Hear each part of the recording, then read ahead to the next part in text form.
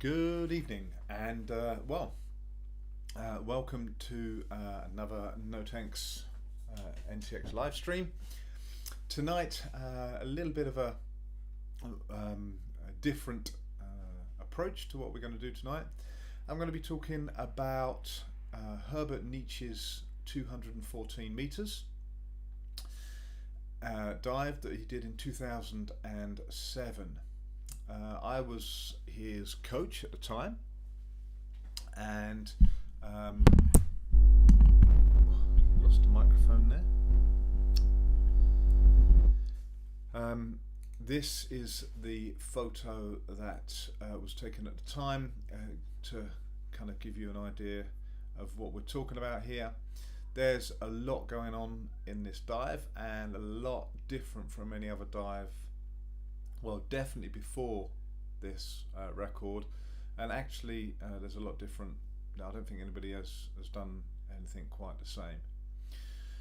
So tonight I'm going to go through the technical aspects of this dive. So we have equalization, we have safety, recovery and brake system, and timings. So I was his coach for this dive out in Spetses. We were there for a little under 2 weeks, working on all the technical aspect. Working on all the technical aspects of the sled and how it was set up. Herbert was doing some deep training before he came to Spetses, and then when he came to Spetses, he was ready to rock and roll, and we just kind of went into it. There was a rope, a line, an anchor line that they put down at 300 meters. That was just about 20 minutes boat ride away from where we were staying on Spetses. So we'd go out every day and do the dives that we needed to do. Now, most people who see this will notice the fact he's got a Coke bottle. In fact, this is the very Coke bottle that he used, and he signed it for me after the dive, the 214 in 2007. And this was the Equox, the equalization extension tool. And there's actually, if you're interested in this, you can go. I put a link in the description below about the blog that I was doing while we were in Spetses, so a live blog, and this is referred to as the HF Equox because it was a hands-free equalization tool. It was a palm olive washing up liquid bottle top with a Jubilee clip on it. You can see the little Jubilee clip there, and this pipe, which I've made a little biting lump by heating it up and stretching it out, so that gave him something to bite on. And at the other end were some holes made by one of the guys with a cigarette and the piece of string that held it onto the sled. So it held between his legs on the sled, but the perfect height that he could just put his mouth onto. The idea was at the surface the bottle was full of water, and there was a judge to check that it was full of water, no air in it, and he went down to about 20 meters or so, and if you look at the dive profile, you can see where he stopped about 20 meters and unpacked as much air into the bottle as you could. And I'll put some links to some videos of the dive in the description, and you can see especially one of the ones got more technical video, and you can see the water level going down as he fills it up full of air. Then he releases the brake and goes down, and in about 60 meters, 70 meters or so, he starts using the air in the Equox to equalize. So you see the water level going back up, back up, back up, back up, back, and he used that to equalize. I had set what I call a LEA, an LEA alarm. So that was, in fact, it was my D9, my Sunto D9. In fact, I I owned I believe, the only D9 that had been below 150 meters used by 2 different people. Anyway, that was in his hood, and a Lear last equalization alarm. So basically, it would go off at 180 meters, and if he could equalize, if he was still equalizing when the alarm went off, he knew he was good for the bottom. If the alarm went off and he'd already stopped equalizing, then abort the dive. So I'd set that. That was my D9. It wasn't a depth gauge, an official depth gauge. There was one on his ankle. There was one on the bottom of. There was one actually on the bottom of the rope, and two on his ankle maybe. Maybe he had one on his wrist and one on his ankle, and one in his hood. So they're the 3 that he took with him.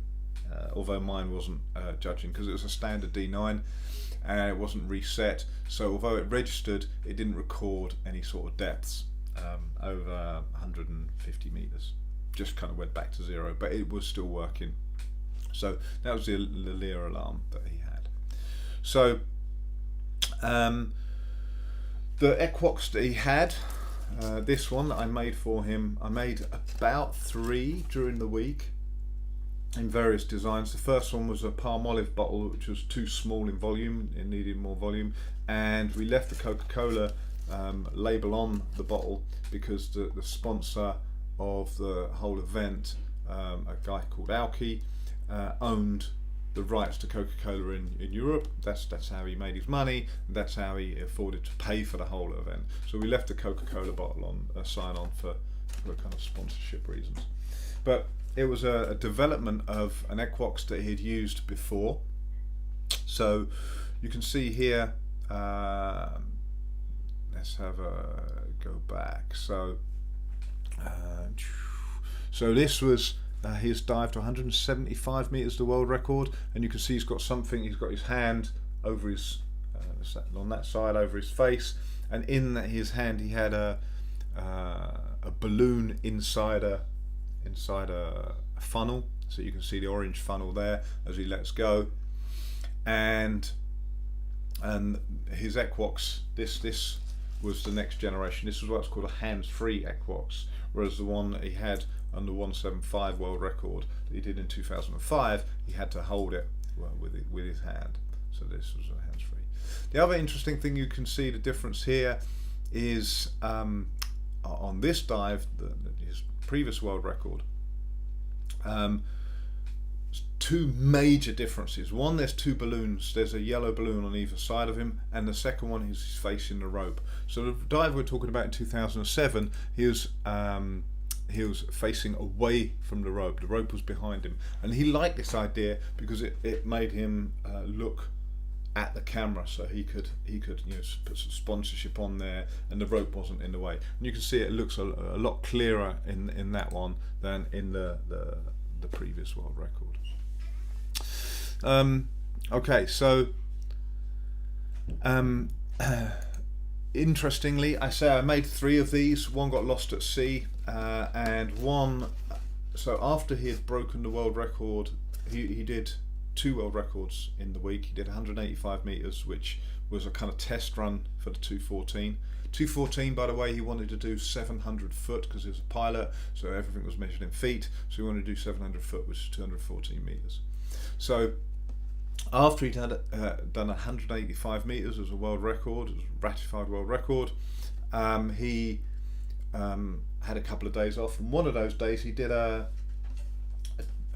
photo day, a video, photo day, media day, and he took one of my unfinished Equox because I'd run out of stainless steel Jubilee clips. And he said, "I'm just taking this, Marcus." I said, "No, don't do it. It'll break. It's not finished." He goes, "That's all right. I'm only doing a shallow dive, so I'm just taking this one." I went, "Okay," because I'd ordered some of these in specially.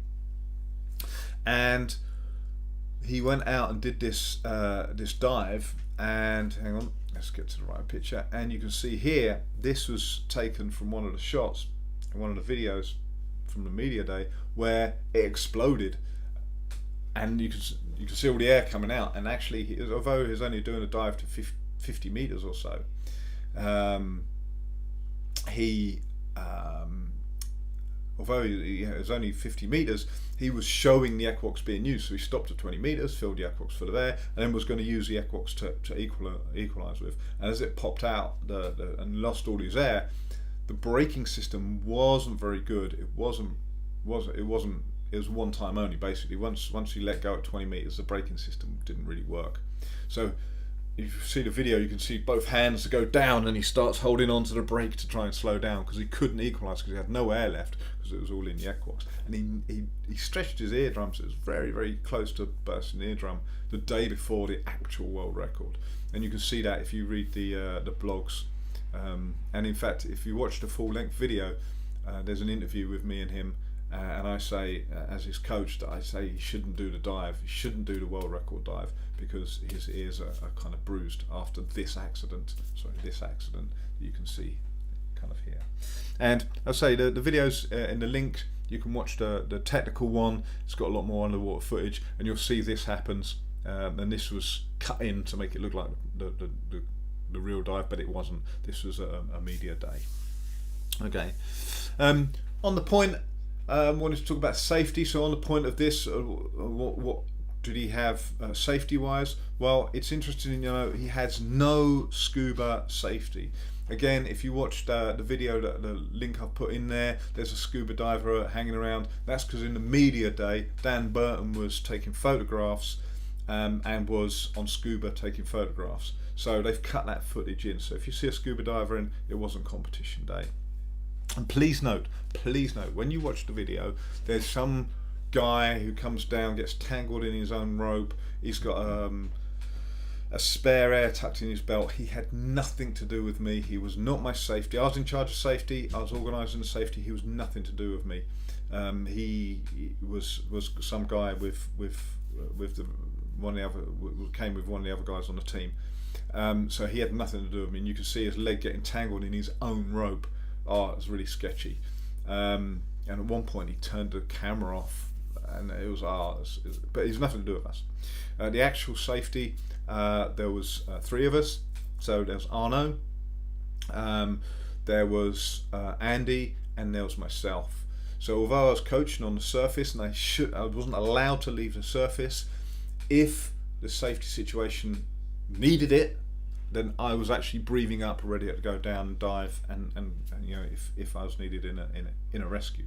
There's also Fred Boyle was there, and you'll see him taking photos.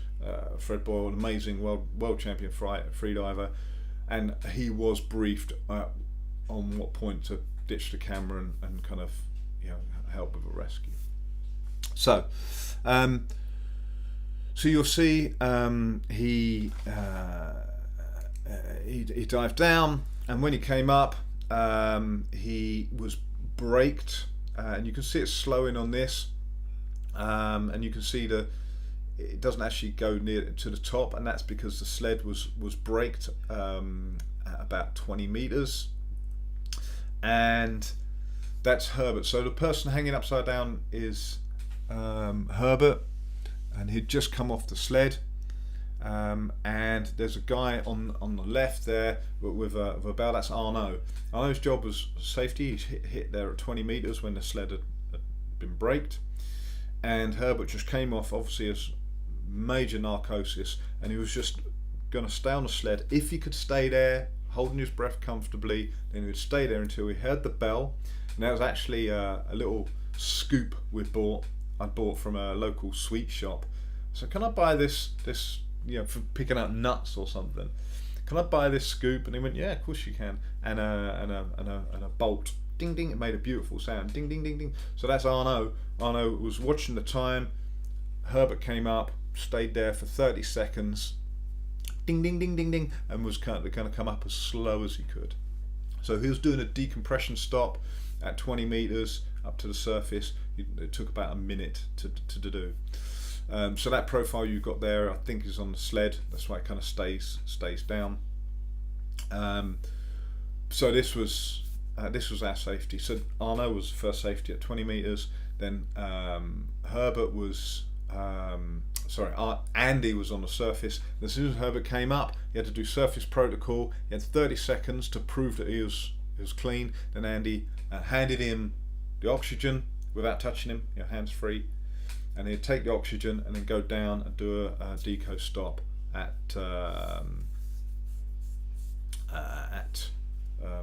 10 meters or so. So I will, Ricardo's just asked about timings. I will kind of go through the actual timings, because I'd basically worked out, I had worked out precisely every time that we needed on the dive, so we knew whether a go or a no-go at any point during the dive. And actually, if you watch the video, you'll hear me shout. Sorry, first thing, I put my hand up. That was when they were to release him, and he kind of went down.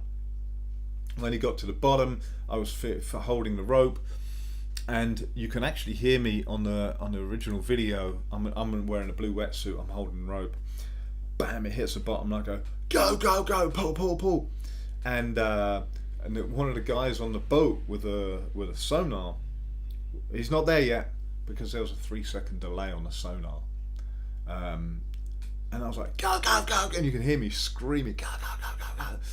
And then 3 seconds later, they flicked the switch. So he had two types of recovery. So you can see above his head was a big dome. This item here.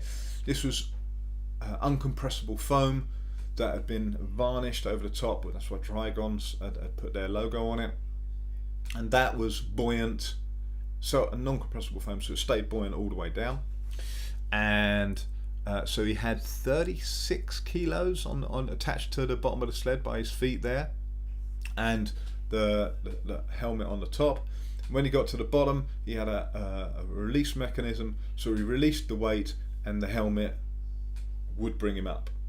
But as a secondary, if you see between his legs, there's a camera is there, that was on a bar attached to the sled, and they flicked the switch on the surface and the winch brought him up. Unfortunately, there was a slight error in judgment with the helmet. It didn't quite work on the day quite as it should, and I'll come to that in the timings. But the winch then kind of came in and hit him between the legs and brought him up. And the first thing he said was, "Why did you leave me down there for 3 seconds?"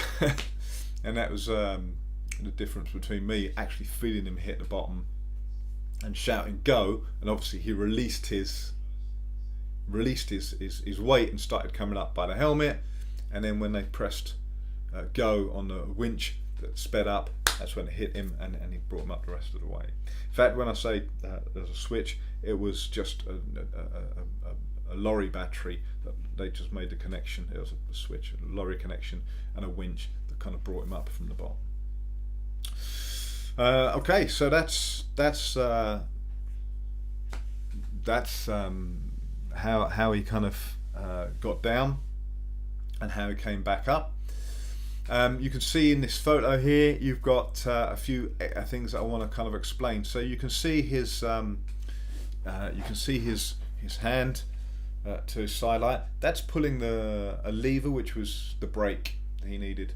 The brake didn't work very well, and then they were changing it. So it worked once per dive, and that's all he needed to kind of stop him to fill the aircocks. But 2 days before, when they hadn't quite got the brake, or a couple of days before, they needed to test it. So Andy was the brake, and he just had 2 gloves on. He held the sled and he held the rope, and about 15 meters he held on as much as he could, and he was stretched out like this, holding the sled and holding the rope, and his job was to hold on for as long as you could and then let him go.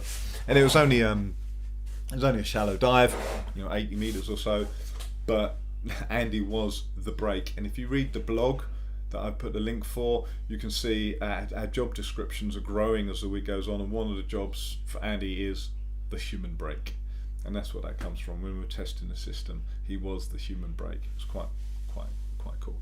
So that's his hand holding the brake. He's in his other hand, he's holding the aircocks, holding it in place, and you can see the bit of string there that goes down and goes to the bar that's got the camera on. You can see he's wearing the liquid goggles, or liquid vision goggles, I think he called them at the time, and they were just a strap of plastic with lenses in. So water would go all around them. They're like fluid goggles, but without being goggles. They were just held in front of his eyes, the lenses, so he could see a little bit underwater. It wasn't fantastic, but he didn't really need to see much. Then you've got I don't like this photo because the weight belt that the lanyard was attached to needed to be quick release. That's why it's a weight belt and not, kind of some sort of tied on lanyard. But in this photo it was just loose because it was only a photo shoot, and then they didn't do it uptight. But you can see the lanyard goes over the hood, and it's just gaffer taped to keep it in line. Okay, so it doesn't kind of move around. And the gaffer tape came off, super easy when he needed to. And then there's the carabiner on the top of the sled, which kind of came off over the top of the sled. So if he needed to, he could get out of the sled and kind of come away separately from it. He had shoulder pads. You can see two silver shoulder pads kind of coming over it, and that's what held him in place. Okay, so there's no pressure on his shoulders. That just stopped him leaning out of the hood, and his feet were wedged in, and that's what kind of he was being pulled down. So he was being pulled down by his feet. You can also, another interesting thing was, if you see on his left leg, you'll see a band. That's an elastic band that we put on his legs to stop water going, because he was going so fast on the way down, stop water going up the suit. Whew. Okay, so moving on to the fourth part of this, the technical fourth part of this was the timings. So I'd worked out the timings to the second, and I think I was 2 seconds off on this dive, but that obviously it depended on him pulling the brake and how long exactly he pulled the brake. So I was 2 seconds out, and I believe he hit the bottom at hang on a sec, just under 2 minutes, 1:50 or something. He hit the bottom. So 214 meters down with a stop to fill the aquox, down just under 2 minutes, 1:50 or something like that. I've lost all my notes from the dive. Obviously, I'd never done that depth before, so I extrapolated it from the 185 meters that he did on the Wednesday, which was the first world record he set, and then I extrapolated so we knew exactly what the timings were. And I kind of wrote it out on a graph and had exactly the right timings. So he hit the bottom at say 1:50 or so, and then the hood that was meant to bring him up started bringing him up at 1 meter per second, which would have meant he'd have taken over 3 minutes to get back to the surface, which for his breath hold would have been 5 minutes in total. He would have been okay because he was quite relaxed about the whole kind of thing, so his breath hold was quite up for it, but it was way too long for narcosis and DCS. So the longer time you spend at that depth, the more the nitrogen narcosis takes effect, and also you're absorbing the nitrogen. When you come up, it comes out quickly and can cause decompression sickness or the bends. So we wanted him to be under as the minimum amount of time. So hit the bottom, a shout go.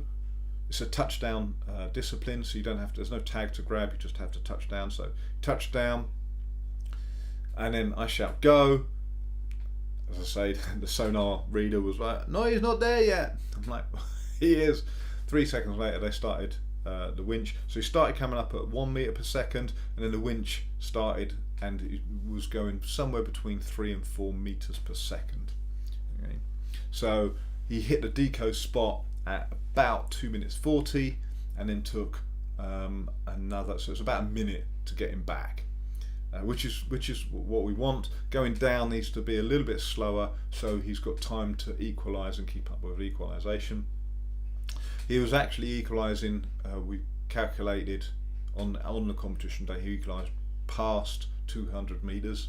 He reckons he had one more equalisation left in his, with that setup.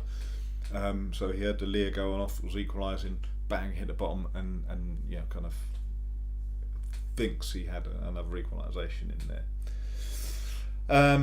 And so it got up to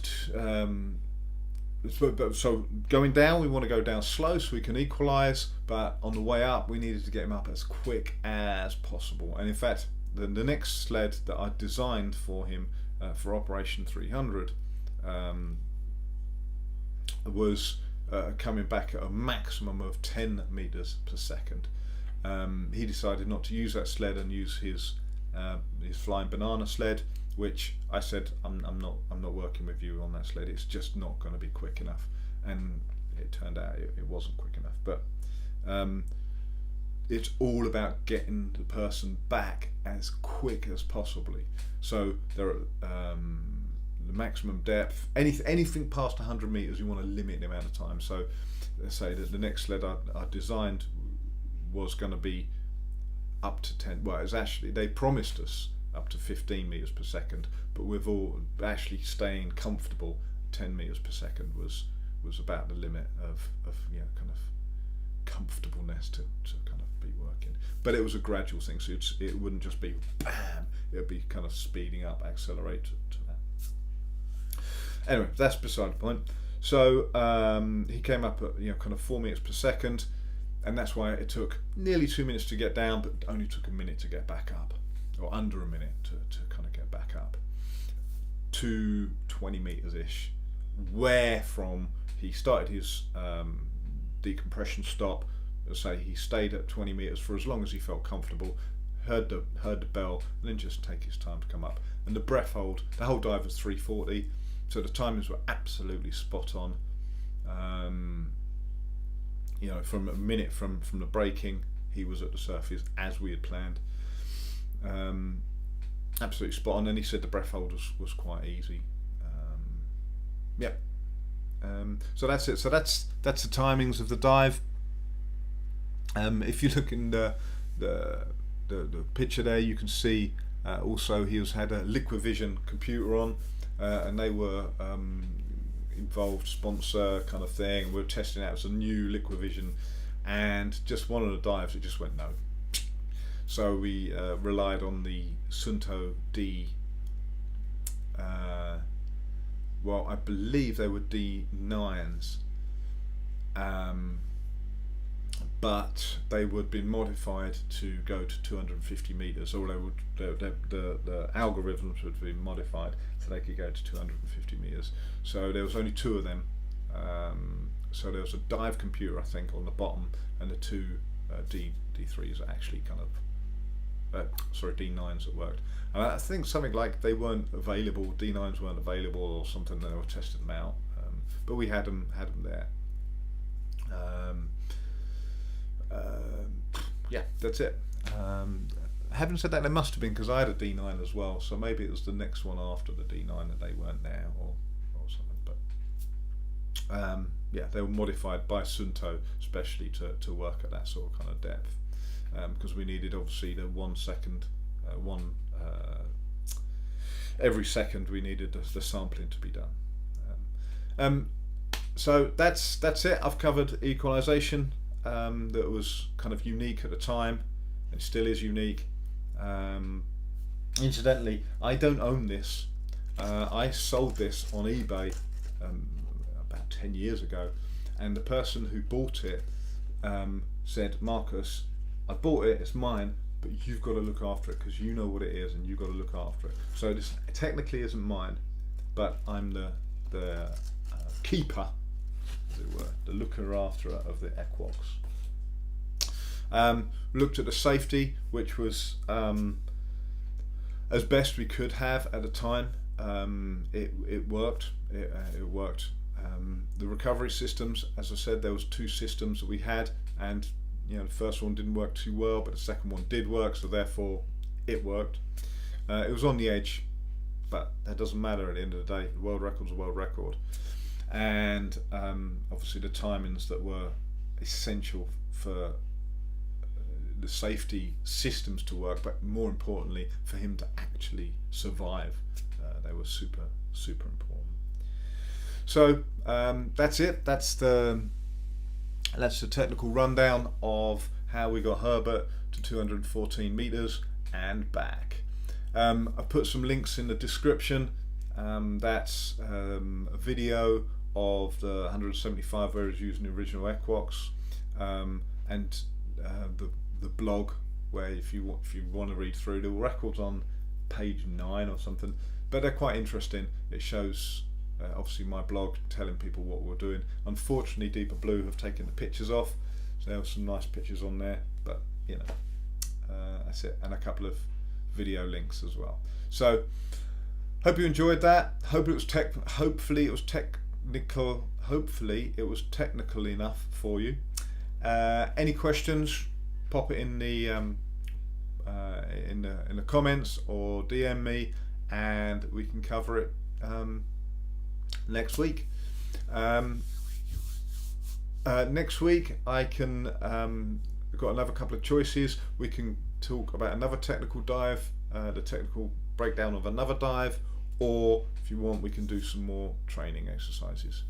But for now, thank you very much for joining me, and I'll see you hopefully next Monday at 7